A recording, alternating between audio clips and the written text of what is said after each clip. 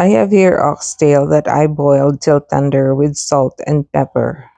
Then I removed all the meat from the bones. Then discard all the bones and we will only use all the meat. Make sure the meat are all in the same sizes or small pieces. Feel the meat of the small chips of bones and discard them.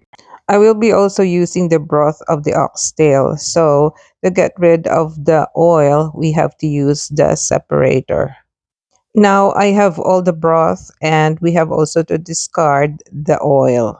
In another bowl, I have 2 cans of diced tomatoes.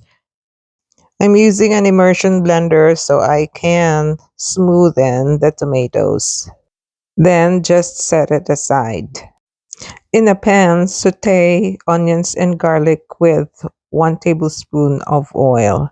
Then add a tablespoon of Italian seasoning.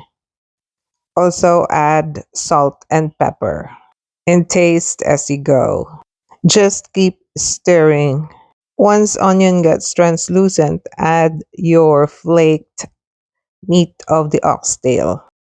While I was preparing my oxtail, I was already boiling my spaghetti pasta. Continue stirring and add soy sauce. Once the meat get a little bit brown, add your tomatoes. With 1/4 cup of granulated sugar. This is tomatoes and acidic and we have to neutralize it with granulated sugar. Now time to add the oxtail broth. Add 1.5 cups to the tomato mixture and then taste as you go. Our sauce looks ready for the pasta. Then just put the pasta in and mix them together.